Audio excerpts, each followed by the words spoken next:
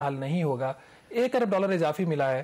اور آج جو اسٹیٹ بینک آف پاکستان نے ترسیلات زر کا نمبر جاری کیا, اس کے مطابق صرف ایک ماہ میں جو دسمبر 2022 ہے, دسمبر 2021 کے مقابلے میں کوئی $479 ملین کمی ہوئی ہے ترسیلات زر میں. 1 ارب ڈالر کا قرضہ لیا اور صرف ترسیلات زر میں ایک ماہ میں جو کمی ہوئی ہے کمپیریٹو پیریڈ میں $479 ملین. دسمبر میں جو پاکستان کی ترسیلات زر رہی ہیں وہ صرف 2 ارب ڈالر آئی ہیں, جو دسمبر 2021 کے مقابلے میں $479 ملین کم ہے. یہ کیوں ہے کامران؟ یہ ایک بہت بڑا سوال ہے. میرا خیال ہے وہی جو ڈار صاحب نے جو ڈالر کی جو قدر ہے, روپے کی قدر ایک جگہ پہ اس کو رکھا ہوا ہے, اور جو اوپن مارکیٹ میں ظاہر ہے کہ اتنا زیادہ گیپ ہے تو لوگ پھر جو انلیگل چینلز ہیں ہنڈی حوالہ کے ذریعے پیسے بھیج رہے ہیں. اچھا یہ دیکھیں نا, اب یہ بالکل ایگزیکٹلی یہی ناظرین, اس وقت پاکستان میں 5 ایکسچینج ریٹ ہیں. 5. پہلے ہم نے آج سے کوئی 4 ماہ پہلے تک 2 ریٹس ہوتے تھے. پچھلے پروگرام میں ہم نے آپ کو بتایا کہ 3 ریٹس ہو گئے ہیں, 5 ہو گئے ہیں.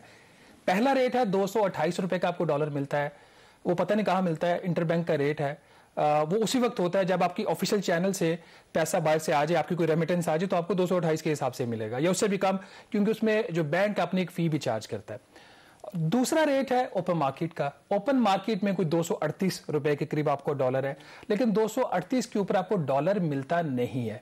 تیسرا ریٹ ہے کہ جو ایک آپ کا پہلے ہم کہتے تھے کہ حوالہ ایک بلیک مارکیٹ کا ریٹ تھا, وہ پہلے ہوتا تھا کوئی تقریباً آپ کا 250-255.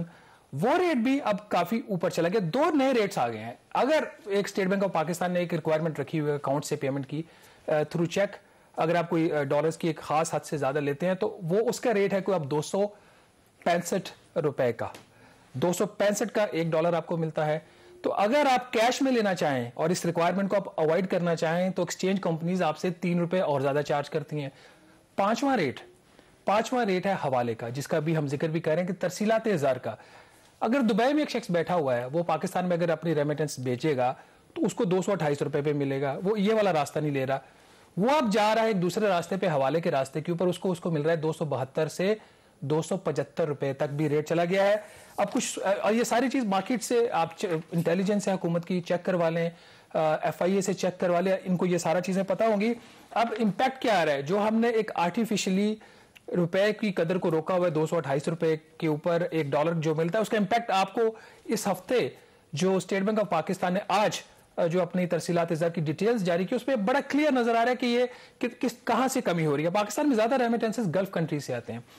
اگر آپ صرف اس میں دیکھ لیں, اگر آپ سعودی عربیہ میں سے پاکستان کو دسمبر میں $516 ملین کی ریمیٹنسز آئی ہیں. یہ جو 2 ارب ڈالر ہے اس میں سے $516 ملین صرف سعودی عرب سے, اور یہ پچھلے سال دسمبر میں جو اس سے پچھلے سال تھا $627 ملین, 18% کمی. کیونکہ لوگوں کو اب ایک اور راستہ آتا ہے, وہ کیوں 228 پہ اپنا وہ جو پیسہ ہے وہ پاکستان بھیجیں. UAE جو دوسرا بڑا سورس ہے, وہاں سے $329 ملین اس سال, اور پچھلے سال $453 ملین, 27% کمی. جو باقی جو گلف کنٹریز ہیں وہاں سے کوئی $238 ملین آیا ہے, اور پچھلے سال یہ $298 ملین تھا, 20% کمی. یورپی یونین سے 19% کمی, امریکہ سے 7% کمی, UK سے 8% کمی. تو کامران یہ نقصان ہے جب ایکسچینج ریٹ کو آرٹیفیشلی. لیکن اس کے اندر ایک اور یہ فیکٹر ہو سکتا ہے کہ ہنڈی